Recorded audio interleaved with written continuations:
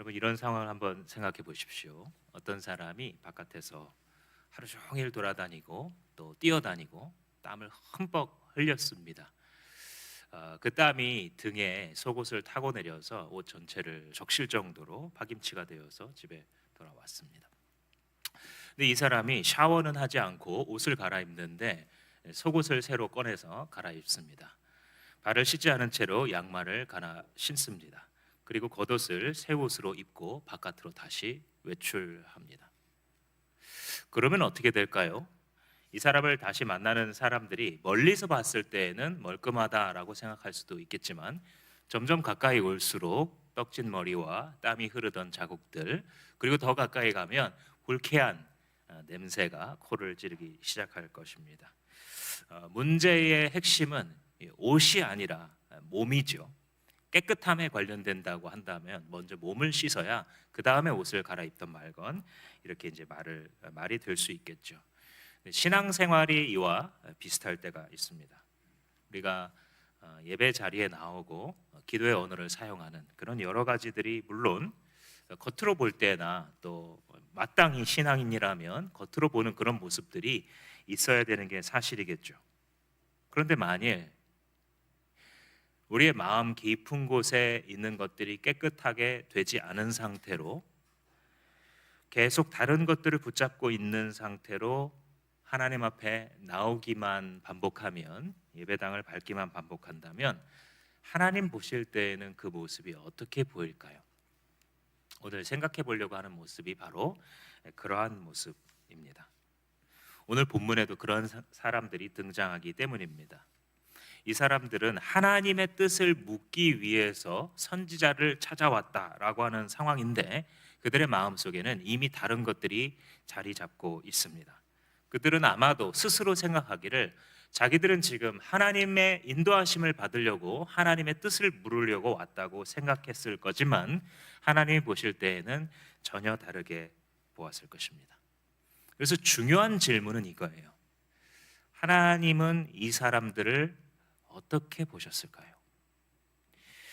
겉으로는 하나님을 묻고 하나님의 인도하심이라는 얘기를 하고 있지만 속으로는 다른 것들을 꽉 붙잡고 있는 그들에게 대해 하나님께서는 어떻게 대하실지, 다른 말로 하자면, 오늘 본문의 용어로 하자면 하나님이 보시는 진짜 문제인 걸림돌이 무엇인지, 그들이 하나님께 묻고 있음에도 불구하고 그들이 정말 하나님께로 나아가지 못하게 만들었던 걸림돌이 무엇인지 잠깐 살펴보겠습니다. 이 말씀을 살펴보는 중에 단지 과거에 대한 설명으로 그쳐지지 않고 무언가 여러분들의 눈에, 내면적인 눈에 영적으로 보이는 것이 있기를 주님의 이름으로 축복합니다. 이 설명을 하려면 혼합주의라는 개념을 잠깐 생각해야 됩니다. 영어로 싱크레티즘, 보통 이렇게 말을 합니다. 뭐냐면 하나님도 섬기지만 다른 신도 동시에 섬기는 것, 이거를 혼합주의라고 부릅니다. 이것이 배교와 구분되는 점이 있습니다. 배교는 말 그대로 교를 배신한다, 하나님을 배신한다라는 뜻이죠. 그래서 나 이제 교회 안 다녀, 나 이제 부처님 믿을 거야, 이런 겁니다. 우리로 말하자면. 아니면 당시 사람들의 말로는 나도 이제 바알과 아세라 신을 믿지 여호와는 믿지 않을 거야. 이게 배교입니다. 그것과 대비되어서 이 혼합주의라고 하는 것은 물론 나 하나님을 믿지, 그런데 바알 신이 내 소유와 자산을 배로 불려준다라고 했어. Why not? 근데 착각하지 마. 그래도 나는 그동안 믿어온 하나님을 여전히 믿고 있어. 이게 혼합주의입니다. 뭐가 더 교묘할까요? 뭐가 더 위험할까요? 뭐가 더 스스로 분별해서 돌이키기 어려울까요? 혼합주의는 스스로 하나님을 믿는다라고 생각하게 만드는 점에서 훨씬 더 위험하고 어렵습니다. 1절에 앉아있는 이 장로들이 바로 그러한 상황입니다. 장로들 몇 사람이 에스겔의 앞에 와서 앉았다라고 이야기를 하고 있습니다. 이 장로들은 누굽니까? 그 당시 포로 공동체에서 영향력을 가진 사람으로서 이들이 말할 때에 그것이 백성들에게 영향이 미쳐지는 그런 사람들입니다. 비록 이스라엘이 건재해서 그 땅에서 장로들이 가졌던 영향력까지는 아닐 수도 있겠습니다. 많이 약화되었습니다. 그래도 사람들의 마음이 무너지고 터전이 무너졌던 그 사람들에게 장로들이 어떤 것들을 긍정적으로 받아들이면 뒤를 따르고 있는 사람들이 다 긍정적으로 받아들입니다. 반대로 그들이 이걸 부정적인 언사로 받아들이게 되면 공동체 전체에 부정적인 인식이 들어가게 됩니다. 그런데 그들은 에스겔을 부정적으로 바라봤습니다. 사실 더 정확하게 말하자면 꽤 수년 동안 에스겔을 매우 해묵은 갈등 속에서 마주하고 있었던 사람들이 바로 이 장로들입니다. 그 이유는 에스겔이 수년 동안 예언 사역을 하면서 이 이스라엘과 포로 공동체를 향해서 독서를 내뱉었기 때문입니다. 우리는 망할 것이다. 우리는 회복할 수 없을 것이다. 우리는 스스로 해보려고 하면 안 되고 이 바벨론 왕에게 복종해야 된다. 우리는 결국은 하나님의 심판을 받게 될 것이다 라는 등의 메시지였습니다. 장로들의 입장을 한번 생각해 보시면 대단히 곤란했을 겁니다. 왜냐하면 자기들은 어차피 포로로 끌려와서 별 소망이 없음에도 불구하고 어쨌든 으쌰으쌰를 해야 되기 때문에 좋은 말들을 많이 했을 텐데, 하나님의 사람이라고 하는 저 에스겔이 서가지고 계속 이런 독서를 내뱉고 있으니 자기들의 체면이 깎아내려지기 일쑤였을 것입니다. 그리고 끊임없이 나라의 멸망을 외치는 이 에스겔의 입을 바라보고 있을 때에 이 장로들의 마음이 어떻겠습니까? 미웠을 겁니다. 그 말 듣기 싫고 거부감이 들었을 겁니다. 그래서 이 장로들의 입장에서 봤을 때 에스겔은 걸림돌 같은 존재예요. 이 에스겔이야말로 지금 안 그래도 힘들어 죽겠는 삶을 살고 있는데 이 포로 공동체 내에서 그래도 장로들이 힘을 써서 쿵 하면 짝 하는 그 정도는 분위기를 만들어 갔는데, 에스겔은 희망을 끊임없이 꺾어버리는 불길한 선지자로 있으니까요. 힘을 내기는 하지 못할지언정 부정적인 전망만 내는 비관론자로 낙인 찍혀 있는 것이 에스겔이었고, 그런 상태에서 장로들은 수년간 해묵은 갈등 속에서 이 사람을 바라보고 있었을 것이에요. 그랬던 장로들이 에스겔 앞에 와서 앉아 있다라고 하는 것은 개인적인 미움을 넘어서는, 개인적인 자존심 문제를 넘어서는 더 큰 문제가 발생했다라는 것을 암시하죠. 그래서 그들은 자신들의 자존심을 접고 지푸라기 잡는 심정으로 지금 걸림돌 같았던 에스겔을 찾아와 묻습니다. 하나님의 뜻은 무엇인가요? 에스겔 선지자요, 우리의 인생이 하나님의 인도하심을 받으려면 어떻게 해야 될까요? 2절 말씀에 그때에 주님께서 에스겔에게 말씀하셨다라고 이야기합니다. 그는 하나님의 사람이기 때문입니다. 하나님의 사람에게는 하나님의 말씀이 임하게 되어 있습니다. 주님께서 에스겔에게 이런 말을 하라고 시키면서 질문을 던지시는데, 그 질문 속에 이런 표현이 나옵니다. 걸려 넘어져서 죄를 짓게 하는 올가미. 죄를 짓게 해서 걸려 넘어져서 죄 짓게 만드는 올가미라고 했을 때, 이 올가미라고 하는 이 히브리어 단어가 미크시올이라고 하는 단어입니다. 이제 올가미는 의역이고 그냥 직역을 하자면 걸림돌이에요. 이게 미크시올이라고 하는 것이. 그러니까 걸려 넘어져서 스스로 죄짓게 만드는 걸림돌이라고 하는 표현을 썼어요. 이것을 신약으로 넘어오게 되면 헬라어로 번역하면 스칸달론 이렇게 번역합니다. 어디서 들어보셨죠? 스캔들. 연예인들이 잘 나가다가 스캔들이 나오면 어떻게 됩니까? 걸려 넘어지고 추락하게 되겠죠? 그러니까 주님께서 지금 하시는 이 말씀이 좀 흥미로워요. 이 장로들이 스스로 자기들이 생각할 때 걸림돌이 누구였냐면 에스겔이에요. 에스겔이 걸림돌이고 힘 빠지게 만드는 존재입니다. 그런데 하나님 생각에는 에스겔이 걸림돌이 아니고 그들을 부자유하게 만드는 환경이 아니고 걸림돌은 그 장로들 속에 있다라고 말합니다. 우리 3절 말씀을 같이 한번 읽어볼까요? 시작. 사람아, 이들은 여러 우상을 마음으로 떠받드는 사람들이며 걸려 넘어져서 죄를 짓게 하는 올가미를 자기들 앞에 둔 사람들인데 내가 과연 이런 사람들에게 질문을 받을 수가 있겠느냐? 주님이 이 반문하고 계시는데 자기 스스로 걸림돌을 이 안에 넣어둔 사람과 내가 진지하게 대화할 수 있겠느냐라는 이 말이에요. 이 걸림돌이라는 단어를 잠깐 정리해 보자면 이 레위기 말씀에 맹인 앞에다가 걸림돌을 갖다 놓는 일을 하지 말아라. 너는 하나님이 두려운 줄 알아야 된다. 이렇게 말해요. 여기서 걸림돌은 사물을 말하죠. 진짜 잔인한 일 아닙니까? 벽돌을 눈 못 보는 사람에게 앞에다 갖다 놓는다는 것은. 이 마태복음 16장에 보시면 예수님이 베드로에게 말하죠. 사탄아 내 뒤로 물러가라. 너는 나를 넘어지게 하는 걸림돌이로다. 네가 하나님 나라의 일은 생각지 아니하고 사람의 방식으로만 사람의 일만 생각하는도다라고 말합니다. 여기서는 베드로라고 하는 사람이 걸림돌인 것이죠. 고린도전서 1장에 보면 사도 바울이 이런 말씀을 하십니다. 그리스도가 십자가에 달렸다라고 하는 이 메시지는 유대 사람들에게는 거리낌이요 라고 말했는데 이 거리낌이 바로 스칸달리온, 걸려 넘어지는 걸림돌이라는 단어입니다. 여기서는 메시지가 걸림돌인 것이죠. 사물이 걸림돌이 될 수도 있고 사람이 걸림돌이 될 수도 있고 메시지가 걸림돌일 수도 있습니다. 이 바벨론 포로 공동체에는 무엇이 걸림돌이었는가? 이 질문이죠. 스스로 물어봤어야 돼요. 지금 여기 살아있는 이 장로들과 이 공동체 사람들은 스스로 물어야 될 정말 중요한 질문이 있어요. 그것은 바로 무엇이 정말 걸림돌인가라고 하는 질문이에요.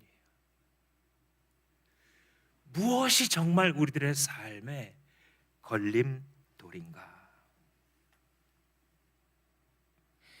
우리들의 몸을 불편하게 만드는 이 포로 생활이 걸림돌인가? 우리들의 마음을 불편하게 만드는 이 에스겔이 그 메시지가 걸림돌인가? 하나님은 말씀하십니다. 그런 것들이 아니야.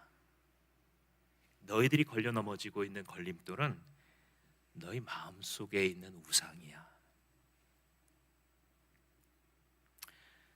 우상은 하나님께 헌신하라고 주신 그 헌신의 불꽃을 다른 곳에 헌신하는 것, 이 우상입니다. 우리의 마음속에는 영원을 사모하는 마음이 있고 우리가 일상적인 피조물에서 볼 수 없는 정도의 열정과 끈기와 지속성을 가지고 무언가에 헌신할 수 있는 능력이 영혼 깊이 잠재되어 있고 그 헌신은 하나님께 드려졌을 때에 열쇠가 자물쇠 구멍에 맞는 것처럼 무언가가 풀리게 되는 것이에요. 그런데 그 똑같은 에너지의 헌신을 가지고 다른 곳에 드리기 시작하면 하나님은 그것을 우상이다라고 보시는 것입니다. 이 우상이라고 하는 걸림돌이 바로 이 바벨론 포로 공동체에 있었고 이게 바로 혼합주의인 거예요. 하나님께도 헌신하지만 그러나 동시에 내가 나의 에너지를 많이 드리고 있는 무엇이 과연 내가 더 헌신을 하고 있는 것인지 무엇이 내가 과연 정말 더 신경 쓰고 있는 것인지 하면 우열을 가릴 수 없을 때 그것은 혼합주의이고 그것은 바로 에스겔 포로 공동체 사람들과 같은 영적 현실인 것입니다. 이 사람들은 바빌로니아에 끌려와서 새롭게 만나게 된 그 우상에 매료되었거나 혹은 유다 땅에서 하던 자신들의 그 신전 안에서 우상을 숭배하던 그 모습을 갈망하고 있었을 거예요. 참 기구한 것이 무엇이냐면 지금 현재 이 사람들이 왜 곤란을 당하고 있냐면 이 혼합주의 때문이었어요. 애초에 사무엘서와 열왕기서와 역대기서를 읽어보면 주님이 절대 놓칠 수 없게 왕 하나 끝날 때마다 이 코멘트를 다세요.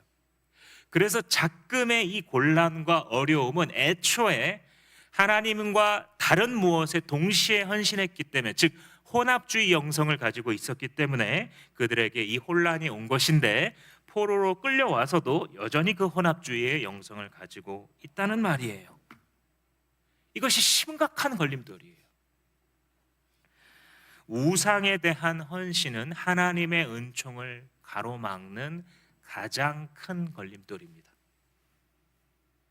다시 한번, 하나님의 은총을 우리에게서 가로막는 가장 큰 걸림돌은 우상에 대한 헌신입니다. 하나님 외에 다른 것에 대한 헌신을 말합니다. 이 혼합주의가 얼마나 참 모순적이냐, 우리 잠깐 생각해 보아야 합니다. 왜냐하면 이들이 이교도적인 성향을 가지고 있잖아요. 지금 바빌로니아의 우상이나 유다의 자신들이 가졌던 그 우상을 동시에 섬기는 그런 이교도 성향을 가지고 있으면서도 지금 선지자 앞에 나타나서 여호와 하나님의 뜻이 무엇이냐라고 물음으로써 하나님의 은혜를 당연한 것으로 생각하고 있어요. 자기들이 어떤 행동을 하더라도 하나님께 기도하면 응답될 것이라고 생각하는 이교도적인 영성을 가지고 있는 것입니다. 주님께서 하고자 하시는 지적이 이 모순이에요. 너희들이 여러 우상을 마음에 세워두고 스스로 걸려 넘어지게 하고 있는 사람들인데, 그렇게 너희들이 질문하는 하나님의 뜻이 무엇이고 우리들의 인생을 향하신 하나님의 인도하심이 무엇이냐라고 하는 이 질문을 내가 과연 진지하게 대답할 수 있겠느냐? 스스로 걸려 넘어지게 한다. 이 개념을 여러분 꼭 기억하실 수 있기를 간절히 소망합니다. 스스로 걸려 넘어진다. 한 번쯤은 그런 그림 보셨나요? 누군가가 자전거를 타고 가고 있는 그림인데 옆에 쇠막대기를 들고 있어요. 그래서 호기심에 그런지 자전거 앞바퀴 이렇게 막 앞으로 가고 있는 자전거 앞바퀴 그 살에다가, 바퀴살에다가 쇠막대를 집어넣는 장면. 그러면 잠시 뒤에 어떻게 될까요? 자전거가 앞에서부터 180도를 돌아서 꼬꾸라지게 되겠죠. 이것이 스칸달리온. 하나님을 믿는데 내 안에 혼합주의 영성으로 다른 나의 헌신의 대상이 있을 때 일어나는 일이라는 거예요. 결국 걸려서 넘어지게 된다라는 거죠. 이게 주는 메시지가 뭐냐면 고생의 원인이 외부에 있지 않다는 거예요. 스스로. 혼합주의 영성이 늘 마주하는 현실이에요. 해석도 되지 않고 이해도 되지 않습니다. 그들은 에스겔에게 현재의 포로 상태에 대해서 묻고 싶었을 거예요. 우리 언제까지 이렇게 해야 되냐고. 그리고 두고 온 고국의 운명에 대해서도 알고 싶었을 거예요. 지금 성전이 남아있는데 그리고 우리는 끝없이 성전을 위해서 기도해야 되지 않냐고, 왜 저게 무너질 거라고 예언을 하냐고, 정말 사실이 무엇인지 우리한테 알려달라고.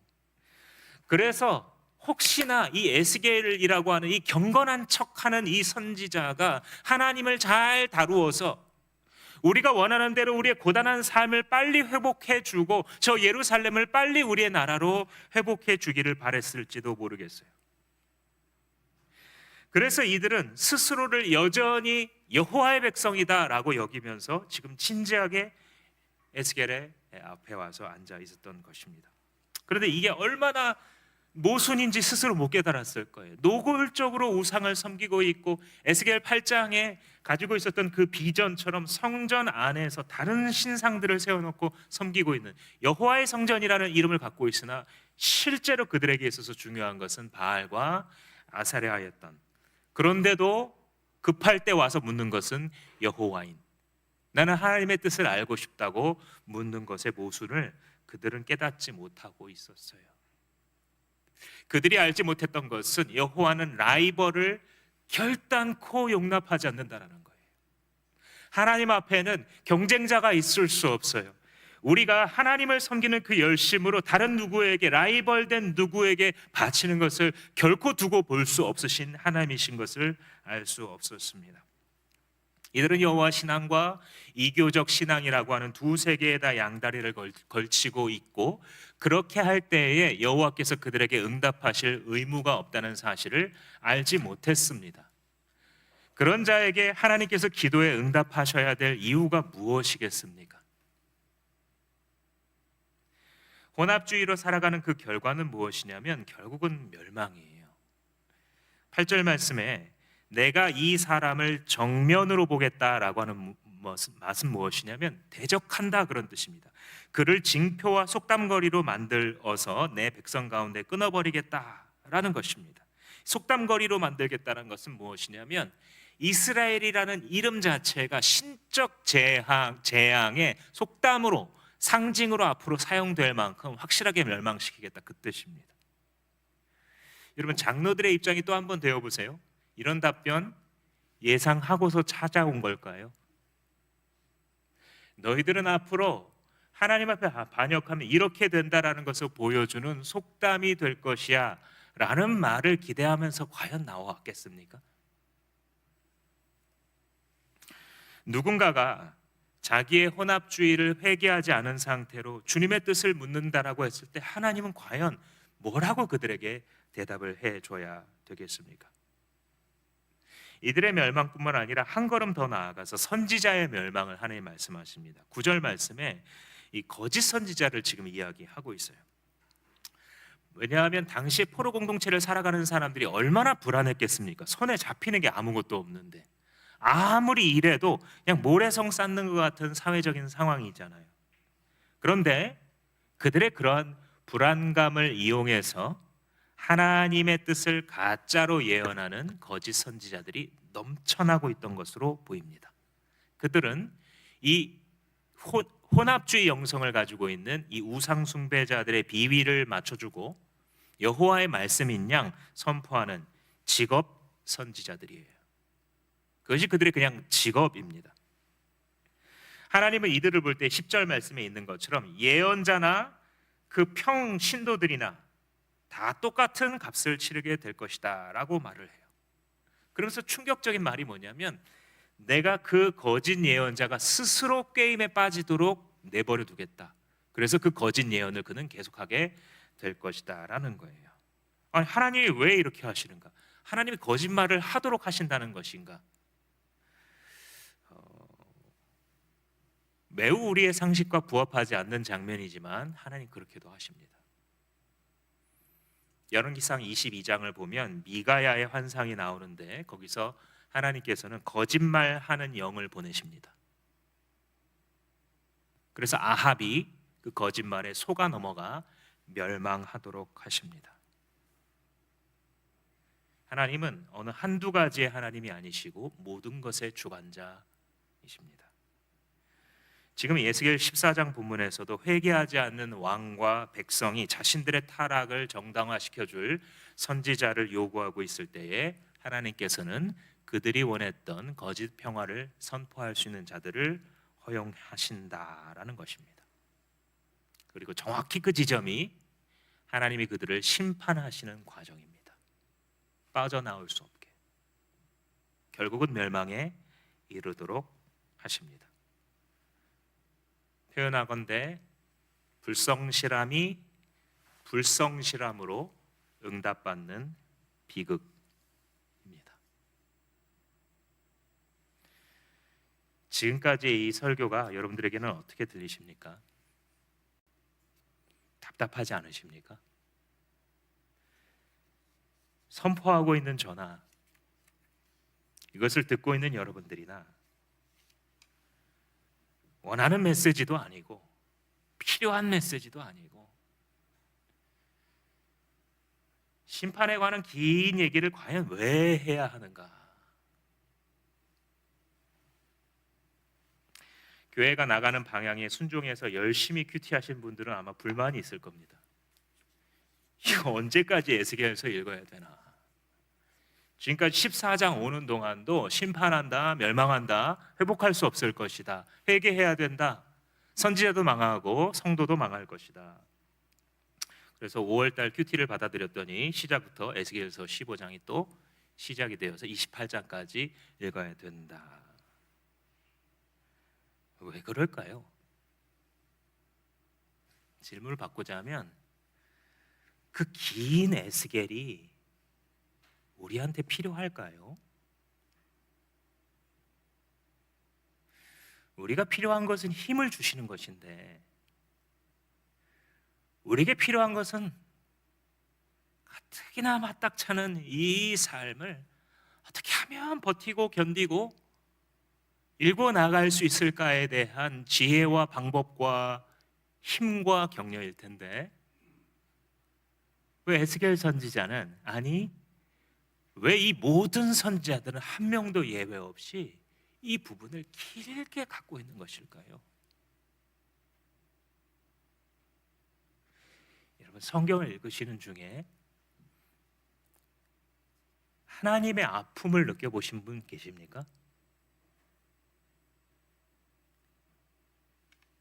우리가 지겨워하리만치 답답한 심판에 반복된 이 예언은 하나님의 아픔의 깊이예요.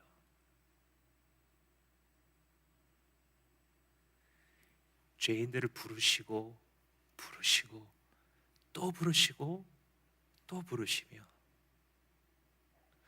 돌이키지 않을 때에 참아주시고 또 참아주시고 또 기회를 주시고 또 기회를 주셔도 응답할 생각이 없는 하나님이 잃어버리신 강팍한 저 백성들을 향하여 하나님께서 흘리시는 눈물의 분량이 바로 우리가 지겨워하는 심판 본문의 분량입니다. 이 시대에 과연 누가 하나님의 눈물을 알아서 그의 마음을 읽어내고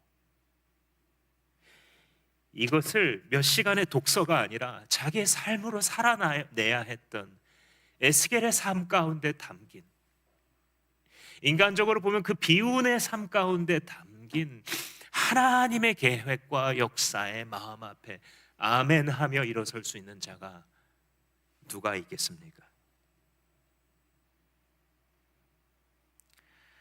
하나님은 사실 의외의 답변을 하세요. 자기가 던지셨던 그 수사학적 질문에 대해서.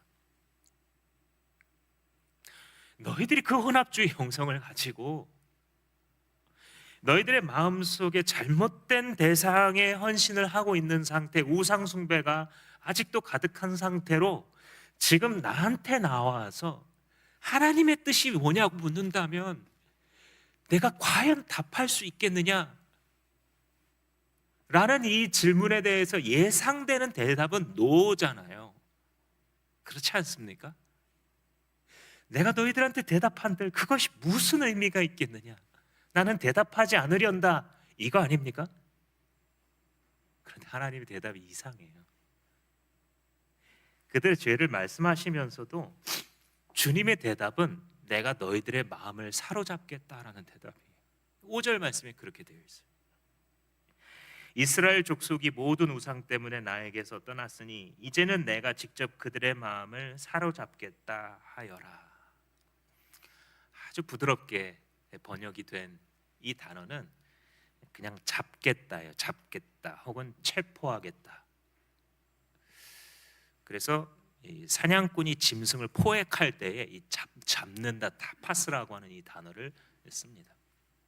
혹은 이 죄를 지은 사람을 체포해 나갈 때, 포승줄로 묶어서 체포할 때 이 잡겠다라는 말을 써요. 혹은 어떤 성을 정복해 버릴 때, 완전히 이 성을 내 손에 넣었다, 이런 뜻으로 잡는다라는 뜻을 씁니다. 바로 이 말씀, 내가 그들의 마음을 잡겠다라는 이 표현이 핵심을 얘기해 주고 있어요. 무엇입니까? 마음을 체포해야 되는 상황에서 외부적인 문제를 다루는 게 과연 무슨 의미가 있는가? 외부적인 그들의 행동들 하나하나, 그것을 붙잡는 것이 과연 지금 이 판에 무슨 소용이 있겠는가라는 것입니다. 그래서 주님의 메시지가 내가 대답해 줄 가치가 없는 질문인데도 불구하고 내가 답하겠다라고 말씀하시는 거예요. 그 답이 무엇이냐면 6절 말씀에 너희는 회개하여라 라는 말씀이에요. 너희는 이 역겨운 우상들에게서 너희들의 얼굴을 돌려서 나에게로 와야 된다라는 거예요. 이 회개하라는 메시지도요, 에스겔을 14장까지 한 장씩 한 장씩 읽어본 사람들은 분명히 편치 않은 마음으로 봤습니다. 왜냐하면 이미 이스라엘의 임박한 파국에 대해서, 돌이킬 수 없는 이 멸망에 대해서 구구절절 얘기했거든요. 그런 얘기를 해놓고 갑자기 찔끔, 그것도 딱 한 절만, 6절 딱 한 절만 회개하라 라는 마음이 나오면 이게 도대체 어떤 의미가 있는가, 이런 느낌이 독자가 들어야 정상입니다. 감동이 되는 것이 아니라 이 회개가 여기서 무슨 의미가 있을까? 한편으로 이것의 의미는 책임성을 강조하시는 거예요. 각 개인의 책임성. 이스라엘 백성들이 자신의 운명에 대해서 가진 책임성이 있어요. 그들이 진정코 주님 앞에 돌이키고자 한다면 하나님이 아무리 많은 채찍질에 대해서 말씀하셨다 할지라도 이걸 바꿀 수가 있어요. 내가 이미 엎질러 놓은 것의 그 결과로서의 아픔은 남을 수 있겠어도, 그럼에도 불구하고 하나님은 항상 회개하는 자의 편이시기 때문에 그의 삶을 바꿀 수 있는 가능성과 책임에 대해서 얘기하는 거예요. 또 하나는 이 회개하라고 하는 뜬금없는 중간에 들어온 이 외침은 하나님이 갖고 계신 깊은 갈망을 표현해줘요.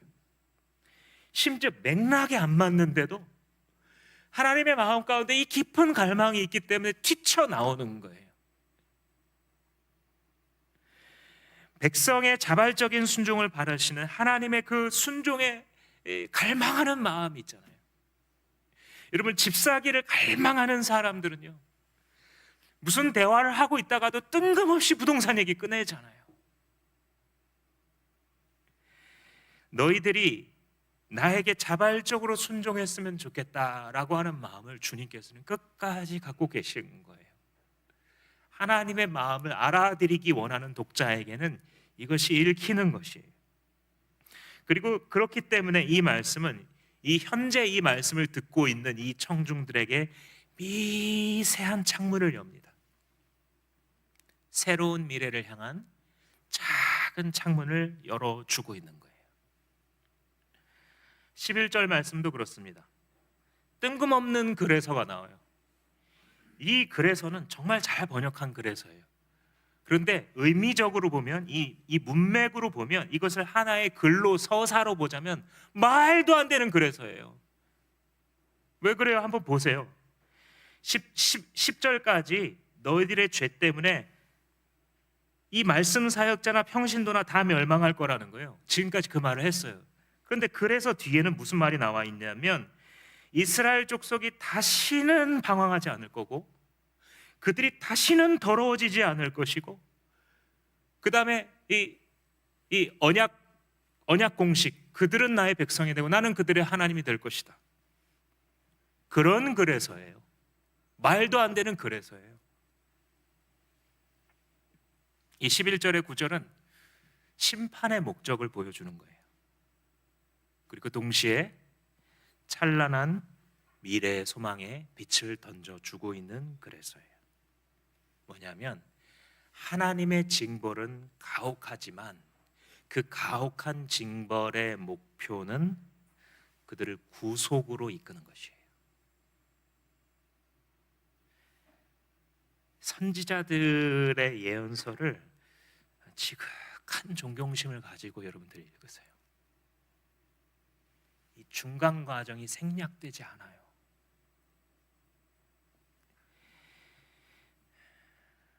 하나님께서 비록 에스겔을 통해서 돌이킬 수 없는 재앙이며 채찍질이라고 말씀하시지만, 결국은 그들을 이끄셔서 다시는 하나님을 떠나서 방황하지 않는 백성을 만들어 주시고, 그들을 모든 죄에서 깨끗게 된 자들로 만들어 주시는 거예요. 그래서 하나님은 마침내 창조의 목적대로 그들의 하나님이 되시고, 그들은 부르심을 받은 소명의 목적대로 하나님 사랑하는 백성이 되는 거예요. 이스라엘의 많은 죄로 인해서 단절되고 끊어질 수밖에 없었던 그 관계가 역전되는 것입니다. 물론 재앙은 피할 수 없어요. 물론 고생은 피할 수 없어요. 그러나 미래의 회복 또한 확실하다라고 주님께서 말씀하고 계십니다. 단지 이것을 우리가 거룩한 선지자의 글로 믿음으로 수용한다 할지라도 질문은 남아요. How? 어떻게? 주님이 일해 가시는 방식은 때로 A에서 B로 어떻게 가는지가 잘 설명이 안 됩니다. 이 혹독한 고생을 내가 피할 수는 없는데 그것이 어떻게 미래의 소망과 연결될 수 있는가? 어떻게 이걸 그래서라고 표현하실 수가 있는가? 그럼에도 불구하고가 아니라 왜 그래서라고 표현하실 수 있는가? 이 미래를 성취해 주시는 분이 바로 예수 그리스도이시기 때문입니다. 참으로 복되신 우리 주님께서 이 땅에 내려오시기까지는 예언자들은 이 예언자적인 공백을 담고 살 수밖에 없었어요. 그래서 아직 개념도 확실하지 않은, 한 번도 본 적이 없는 메시아를 소망하는 것밖에 삶을 이겨낼 수 있는 방법이 없었어요. 그리고 그것은 정확하게 종말론적인 성도들이 가질 신앙과 일치했어요.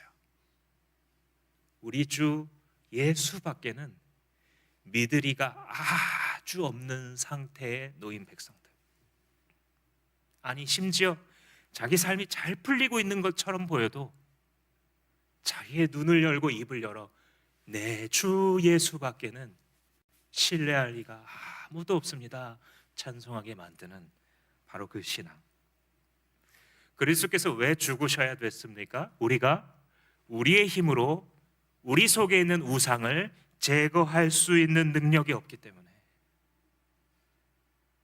나도 내 삶에 가시채를 뒷발질하기가 고생이고 내 삶의 자전거에 새꼬챙이를 집어넣어서 전복되기를 반복하는 이 삶이 나도 싫지만 그럼에도 불구하고 그 우상을 제거할 수 없는 이 마음을 하나님의 거하실 성전으로 깨끗게 할 수 있는 능력이 없기 때문에 우리 주 예수 그리스도께서 이 땅 가운데 내려오셨습니다.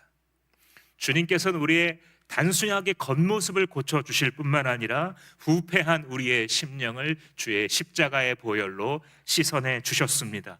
그렇게 함으로써 우상이 머물고 있었던 그 자리를 깨끗하고 순결한 공백으로 만들어내시고 주의 거룩한 성령을 부으심으로 우리 안에 이제는 순종하는 마음을 가지고 자발적인 헌신을 나누이지 않은 온전한 상태로 그 헌신을 받으시기에 합당하신 분께 기쁘게 드릴 수 있게 만드셨습니다.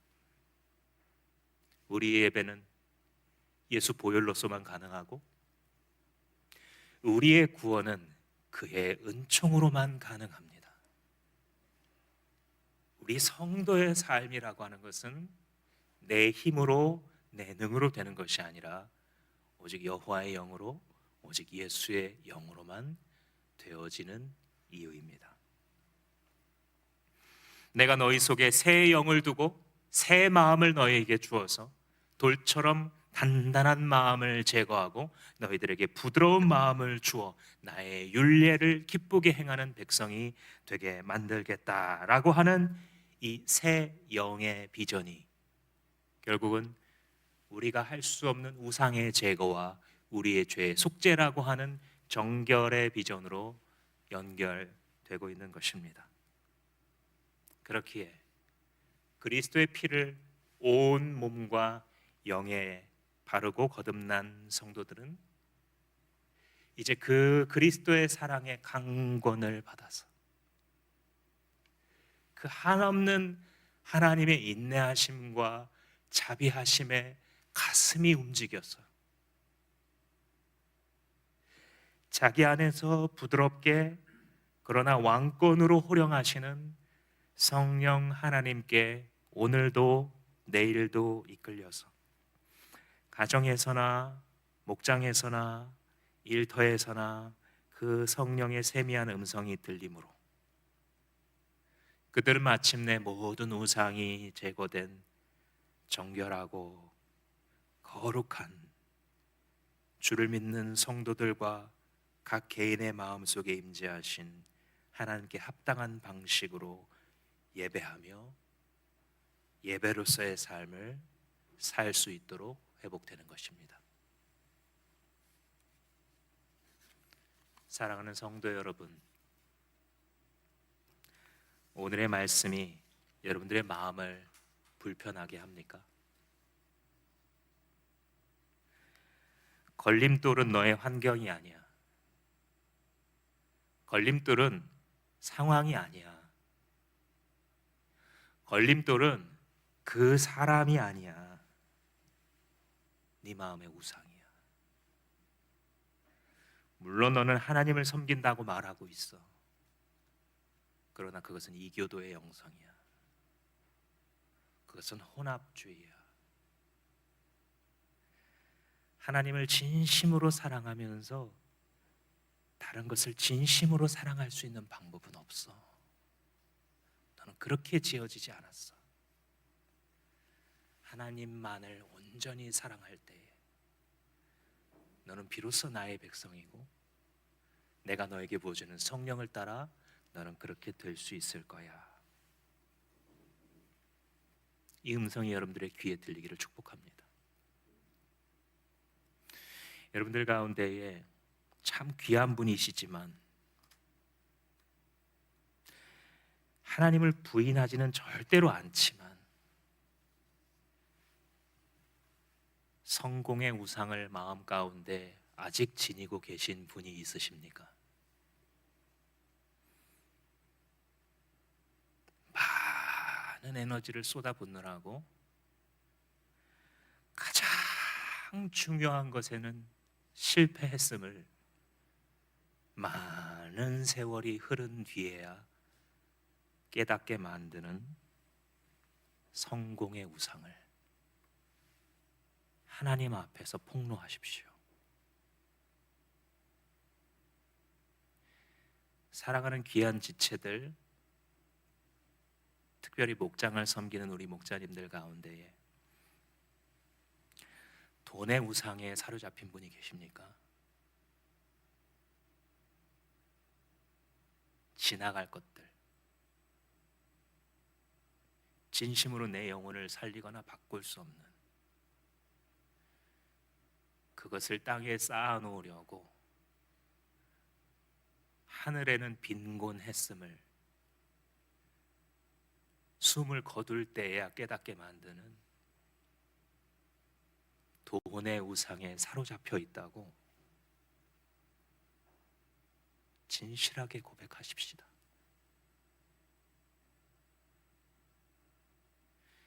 살아가는 우리들 가운데에 나의 미래와 계획이 내 손 안에 있어야 직성이 풀려서 하나님의 주권을 신뢰하고 하루하루 그분에게 의지하여 살아가는 영적인 하루살이로 살아갈 수 없게 만드는 통제의 우상에 사로잡힌 자가 있습니까?